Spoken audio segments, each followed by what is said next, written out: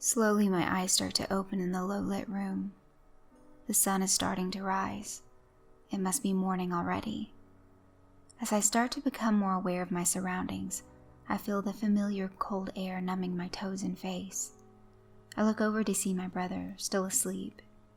Even though we have to share a bed, our combined body heats didn't seem to provide much relief from the bitter cold. I look up and check the clock hanging on the wall.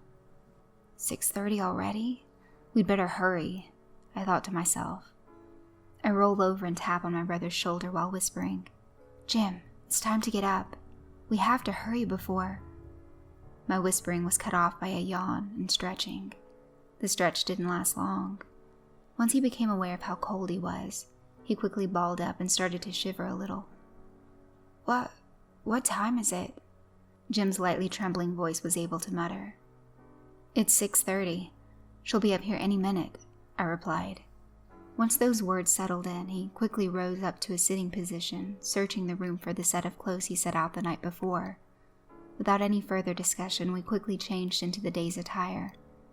As soon as I finished putting my last sock on, I heard the sound of the creaking door at the bottom of the stairs, as well as footsteps beginning to ascend the staircase. "Oh no, we're out of time," Jim blurted out in a loud whisper. "We haven't even started to make the bed yet."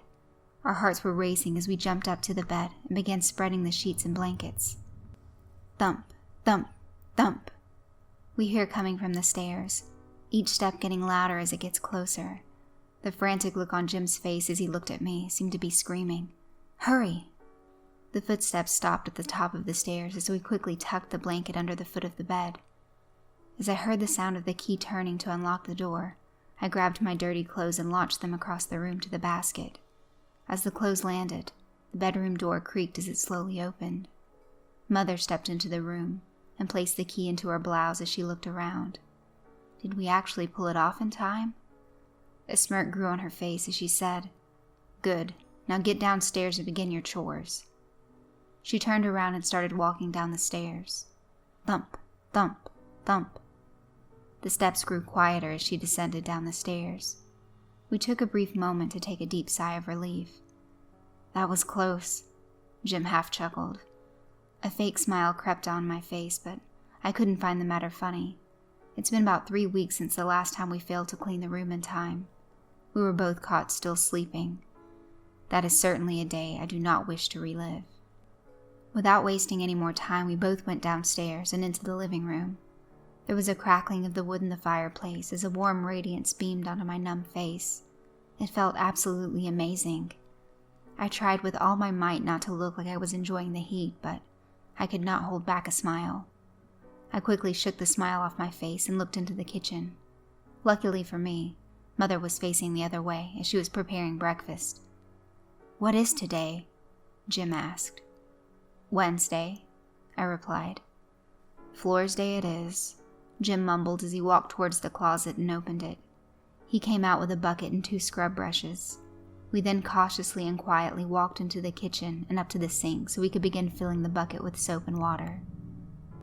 "Children are meant to be seen, not heard," Mother would say many times. Jim handed me the brushes and began filling the bucket while I grabbed the soap and poured some in.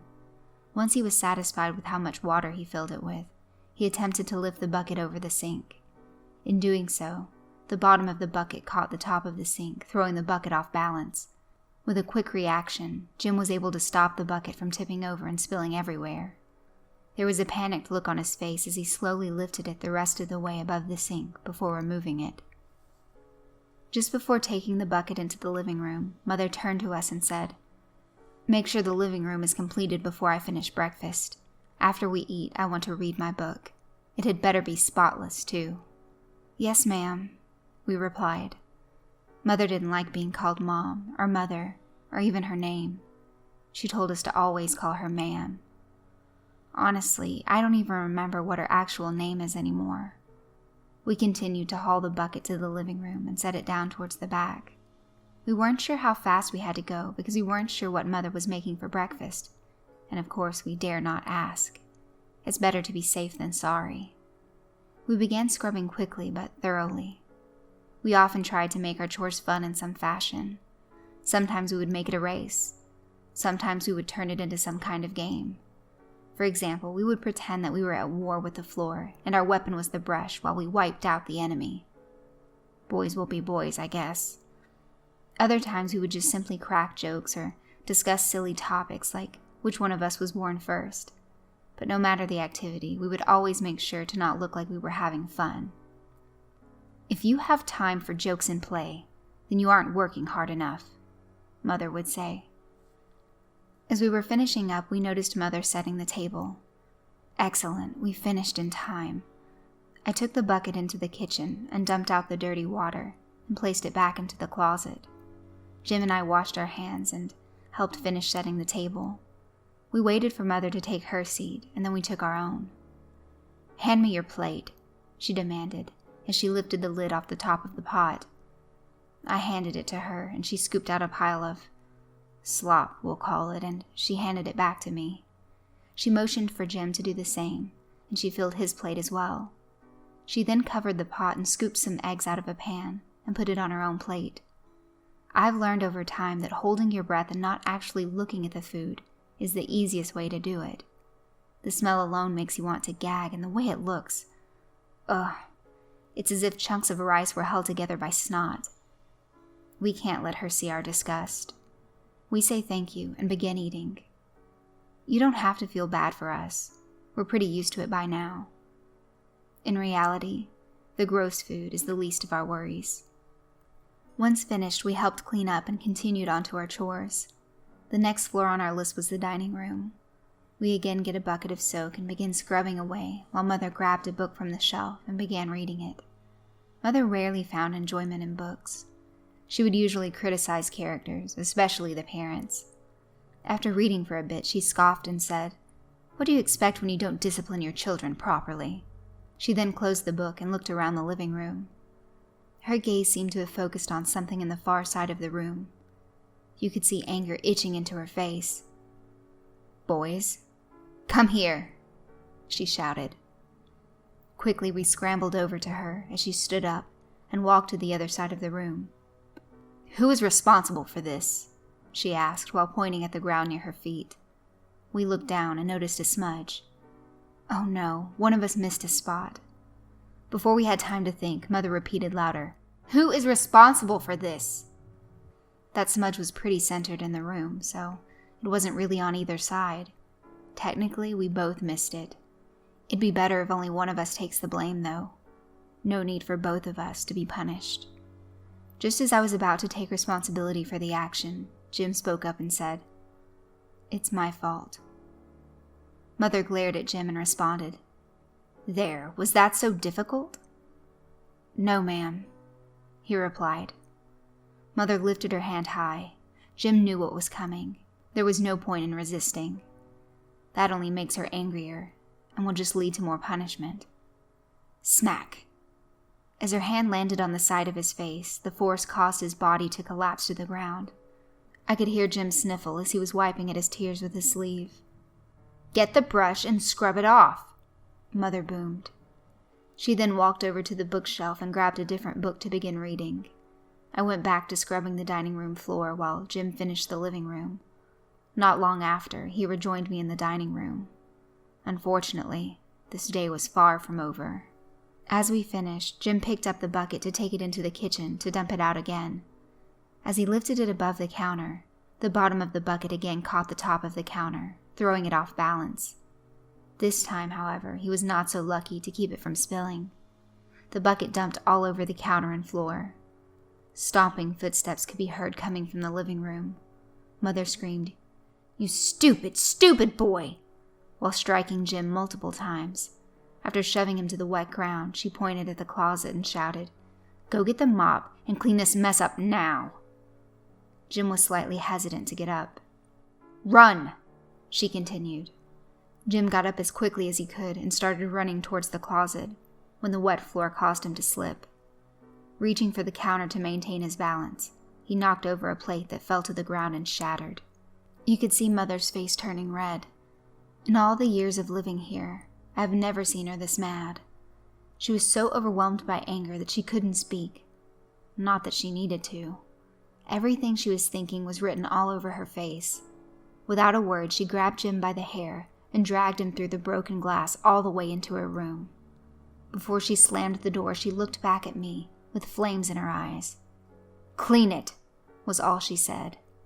Crash, slammed the door. Trembling, I walked over to the closet. I was genuinely scared of what she was going to do to him. It's been a very long time since she took either of us into that room. As I opened the closet door, the screaming began. I could hear smacks and thuds followed by agonizing screaming. Jim was the one who got dragged into the room last time, too. Come to think of it, Jim was the receiver of the vast majority of punishments. It never really dawned on me until now how unlucky he truly is. Or how dumb, rather, for taking all the punishment so I don't have to. After cleaning up the mess, I went ahead and finished what was left of today's chores. Smack, thud, crash. The noises continued for what must have been nearly an hour.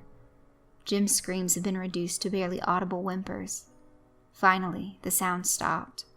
Shortly after, the door opened. Jim was struggling to crawl out of the room. He looked up at me. His face was black and blue, especially the right side. His nose was bleeding and his right eye was swollen shut. His hands were badly bruised and he could barely use them to pull himself forward. Mother then kicked him forward to clear him away from the doorway. Out of breath, she muttered, "Both of you, to your rooms, now." Jim was completely unable to stand. He tried his best, but I was doing most of the lifting. I helped him up the stairs and into bed. I heard Mother exiting her room and start walking up the stairs. Her silhouette emerged from the darkness below as she reached her bedroom door. As usual, without saying anything, she closed the door, inserted the key, and locked us in. The wind outside was howling and the bitter cold night had begun. Despite the cold, Jim was already passed out. He was exhausted and I can't blame him. I couldn't sleep for a while. Jim's screams were still ringing in my head. The bitter cold wasn't helping either. It took a while, but eventually I was able to fall asleep. When I awoke, my toes and face were numb, as usual. I looked over and was confused when I didn't see Jim laying in the bed next to me. Instead, he was sitting by the window, looking out. He was already dressed and his dirty clothes were already put away. But the way he looked, something seemed a bit off. I crawled out of bed and started putting my clothes on. "Hey, Jim, you okay?" I asked. No response. "Jim?" Very slowly his head turned away from the window as he looked at me. The smile on his face was one of the most sinister things I have ever witnessed. The right side of his face was so swollen that his lips weren't functioning, so it was like a half smile. There were also 2 teeth missing on the top right side. I couldn't comprehend how he could smile when he must have been in so much pain. He hopped down to help me make the bed. We finished with plenty of time to spare. Usually we chat for a little bit when we wait to be released, but this time it was complete silence. I avoided looking at him most of the time. Something just wasn't right. Eventually we heard Mother coming up the stairs. The door unlocked and swung open. Once she was satisfied with the room, she simply said, "Get to work," and went back downstairs. "What is today?" Jim sputtered out. His words were nearly inaudible. "Thursday," I responded, not being able to maintain eye contact. "Ah, kitchen day it is," he managed to say. To be more accurate, it was kitchen day for him.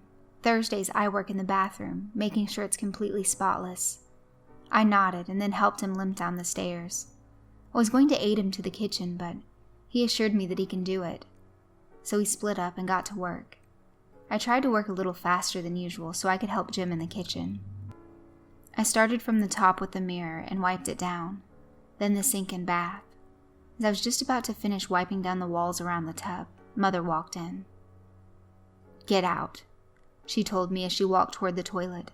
I quickly made my way out of the bathroom, closing the door on my way out. Once the door was closed, I turned around and almost walked into Jim, who was just standing there, looking at me.